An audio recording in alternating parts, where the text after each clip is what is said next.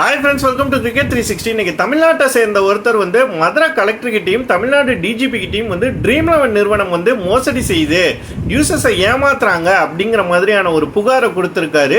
இவர் ஏற்கனவே வந்து சைபர் கிரைமுக்கும் சென்ட்ரல் கவர்மெண்ட் கிட்டையும் இதே புகாரை கொடுத்ததாகவும் வந்து அவரோட இன்டர்வியூவில் வந்து சொல்லியிருக்காரு. ஸோ இதனால் வந்து தமிழ்நாட்டில் வந்து ட்ரீம் லெவனுக்கு எதுவும் சிக்கல் ஏற்படுமா, ட்ரீம் லெவன் நிறுவனத்தில் வந்து உண்மையிலேயே மோசடி நடக்குதா, யூசர்ஸ் வந்து ஏமாற்றப்படுகிறாங்களா அப்படிங்கிற என்னுடைய பார்வையும் வந்து இந்த வீடியோவில் நம்ம பார்க்கலாம்.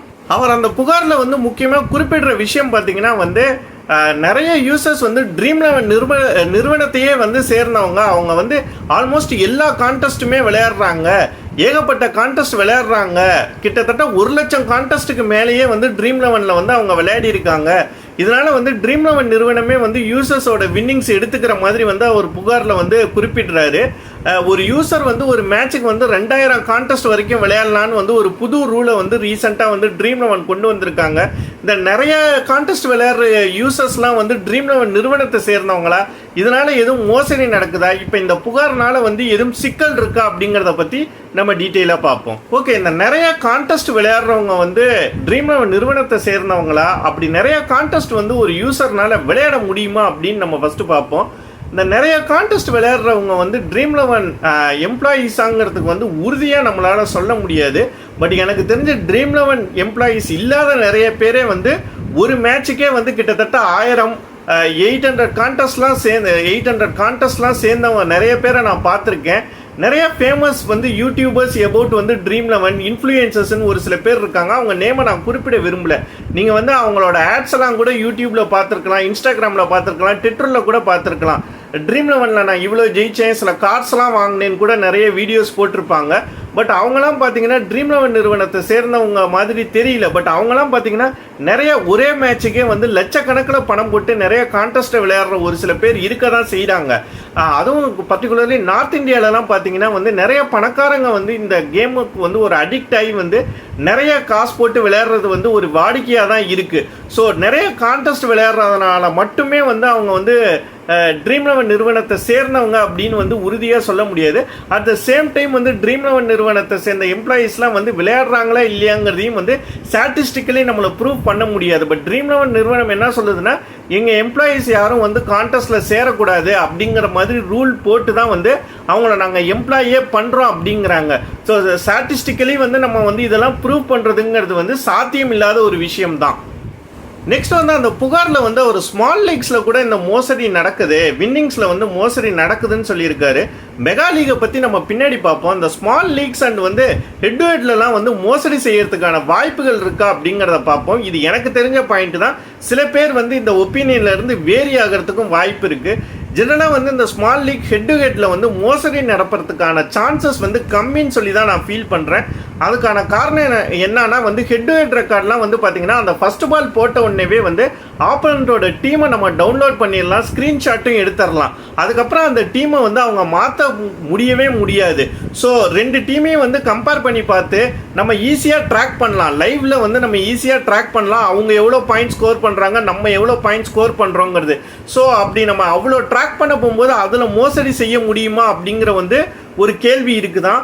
அதே மாதிரி தான் ஸ்மால் கான்டெஸ்ட்லையும் இப்போ இந்த 10 மெம்பர் 20 மெம்பர் விளையாடுற கான்டெஸ்ட்லாம் நம்ம ஓரளவுக்கு ஈஸியாக ட்ராக் பண்ணிடலாம். அதுவே வந்து ஒரு 500 பேர், ஒரு 600 பேர், 2000 பேர் விளையாடுற கான்டெஸ்ட்டை நம்ம ட்ராக் பண்ணோம்னா அதுக்காக நம்ம நிறைய டைம் செலவு பண்ணணும். என்னை பொறுத்த வரைக்கும் இந்த சிங்கிள் என்ட்ரி கான்டெஸ்ட் எல்லாத்துலேயுமே வந்து மோசடி நடக்காத மாதிரி தான் நான் ஃபீல் பண்ணுறேன். பட் இந்த மல்டி என்ட்ரியில ஏதாவது ஒரு ஸ்கேம் நடக்கிறதுக்கான பாசிபிலிட்டிஸ் இருக்குது. பட் அதையுமே நம்ம உறுதியாக ப்ரூஃப் பண்ணோம்னா வந்து சயின்டிஃபிக்கலி வந்து நம்ம நிறைய டேட்டாஸ் எடுக்கணும், நிறைய டைம் ஸ்பெண்ட் பண்ணணும். நெக்ஸ்ட் இந்த கிராண்ட் லீக்ஸில் தான் வந்து யூசர்ஸ்க்கு வந்து எப்போதுமே ஒரு பெரிய கன்ஃபியூஷன் இருக்குது. ஒருவேளை வந்து சாஃப்ட்வேர் யூஸ் பண்ணி பாட்ஸ் வச்சு தான் வந்து அந்த கோடிக்கணக்கான ப்ரைஸஸை வந்து எடுத்துக்கிறாங்களோ அப்படிங்கிற ஒரு சந்தேகம் வந்து எப்போதுமே அவங்களுக்கு இருக்குது. அது வந்து கிராண்ட் லீக்ஸை பொறுத்த வரைக்கும் 3 விதமான கிராண்ட் லீக்ஸ் இருக்குது. Small grand leagues, mini grand leagues and mega grand leaks.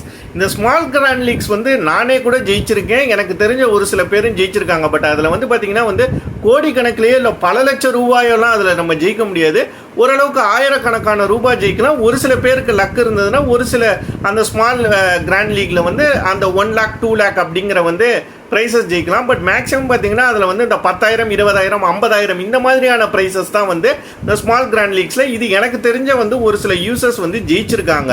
Next வந்து இந்த மினி கிராண்ட் லீக்லேயும் ஒரு சிலருக்கு வந்து லக் இருந்ததுன்னா வந்து ஒரு அந்த 5 லட்சம் ப்ரைஸு 2 லட்சம் ப்ரைஸ். இன்ஃபேக்ட் என்னோட ஒரு க்ளோஸ் ஃப்ரெண்டு கூட ஒரு தடவை வந்து பிபிஎல் மேட்ச்சில் வந்து ஒரு 5 lakh rupees வந்து ஜெயிச்சிருந்தாரு. ஸோ இந்த மினி கிராண்ட் லீக்லேயும் வந்து ஒரு சில யூசர்ஸ் வந்து ஜெயிச்சு நான் பார்த்துருக்கேன் நான். பட் இந்த மெகா கிராண்ட் லீகை பொறுத்த வரைக்கும் வந்து அந்த அஷ்யூரிட்டி வந்து நம்மளால் நிச்சயம் கொடுக்கவே முடியாது. இன்னைக்கு மேட்ச்சில் கூட பார்த்தீங்கன்னா வந்து 1,31,00,000 டீம் வந்து அந்த கிராண்ட் லீக் வந்து அந்த மெகா கிராண்ட் லீக் வந்து விளையாடுறாங்க. அந்த 1,31,00,000 டீமையும் வந்து வெரிஃபை பண்ணுறதுங்கிறது வந்து சாத்தியமே இல்லாத ஒரு விஷயம்.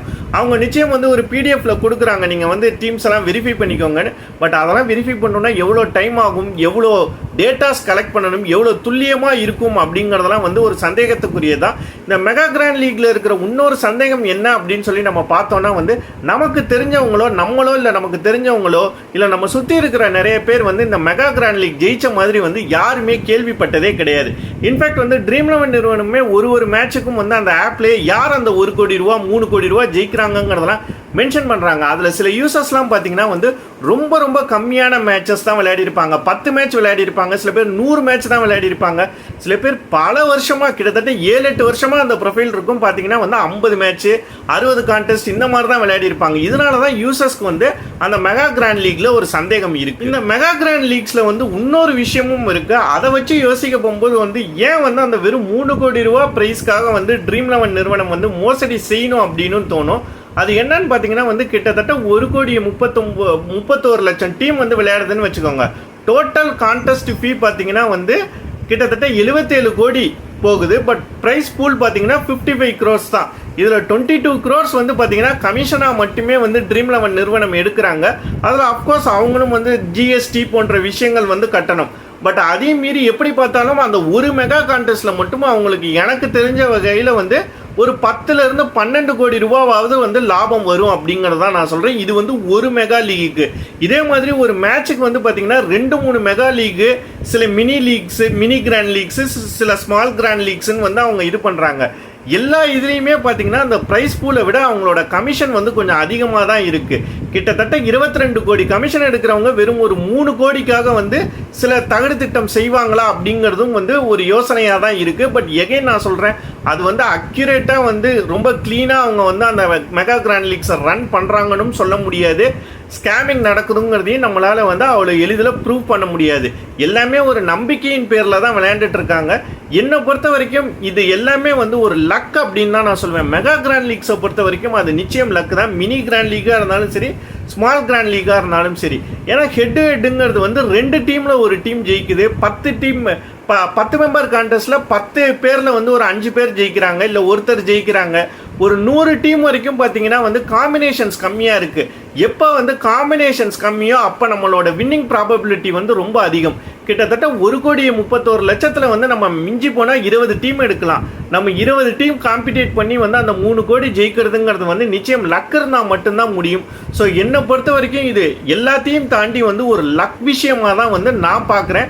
அதுக்காக நான் வந்து இதில் சில தவறான விஷயங்கள் நடக்குதா இல்லையா அப்படிங்கிறத பற்றி சொல்ல வரல. அது வந்து உங்களுக்கு என்ன தோணுதுங்கிறத நீங்களும் கமெண்ட் செக்ஷனில் கமெண்ட் பண்ணுங்க. ஓகே, இதனால ட்ரீம் 11 வந்து தமிழ்நாட்டில் எதுவும் சிக்கல் ஏற்படுமான்னு கேட்டால் வந்து எனக்கு தெரிஞ்ச வகையில் வந்து சிக்கல் ஏற்படுறதுக்கான சாத்தியம் வந்து ரொம்ப கம்மி தான். அப்கோர்ஸ் இவர் வந்து எல்லாத்தையும் புகார் அளிச்சிருக்காரு. இந்த மாதிரி புகார்கள் வந்து அடிக்கடி அளிக்கப்படுது தான். ஆல்ரெடி ஒரு தடவை வந்து ட்ரீம் 11 வந்து பேனும் பண்ணியிருக்காங்க தமிழ்நாட்டில். ரம்மி 2 தடவை தடை பண்ணிருக்காங்க. பட் எல்லா தடவையும் கோர்ட்டுக்கு போகும்போது வந்து அந்த கேஸ் நிற்கல. அப்படி இருக்க போகும்போது அன்லஸ் நான் சொன்ன மாதிரி வந்து சயின்டிஃபிக்கலி ப்ரூஃப் பண்ணணும் இதில் மோசடி நடக்குதுங்கிறதுக்கு. அதுக்கு நிறைய டேட்டாஸ் தேவை, நிறைய விஷயங்கள் பார்க்க வேண்டியது இருக்கு. ஸோ அதை ஒரு தனிநபர் வந்து நிச்சயம் ப்ரூவ் பண்ண முடியுமான்னு கேட்டால் வந்து எனக்கு அதில் டவுட்டாக தான் இருக்கு. ஸோ அதனால இப்போதைக்கு வந்து தமிழ்நாட்டில் வந்து ட்ரீம் 11க்கான சிக்கல் அப்படிங்கிறது வந்து இல்லைன்னு தான் நான் ஃபீல் பண்ணுறேன். ஓகே, ட்ரீம் 11 நீங்களும் வந்து பல வருஷமாக விளையாண்டுட்டு இருப்பீங்க. நீங்கள் என்ன நினைக்கிறீங்க? இந்த மெகா கிராண்ட் லீக்ஸ்லாம் வந்து லக்னால தான் நம்மளாலலாம் ஜெயிக்க முடியலன்னு நினைக்கிறீங்களா, இல்லை ஒரு சில ஸ்கேம் நடக்கிறது உண்மைன்னு சொல்லி நீங்கள் ஃபீல் பண்ணுறீங்களா அப்படிங்கிறத வந்து மறக்காமல் கமெண்ட் செக்ஷனில் கமெண்ட் பண்ணுங்கள். இந்த வீடியோவில் நான் பேசின விஷயங்கள் வந்து உங்களுக்கு வந்து யூஸ்ஃபுல்லாக இருந்ததுன்னா மறக்காமல் லைக் பண்ணுங்கள், ஷேர் பண்ணுங்கள், கமெண்ட் பண்ணுங்கள். நம்ம சேனலை சப்ஸ்கிரைப் பண்ணுங்கள். தேங்க்ஸ் ஃபார் வாட்சிங்.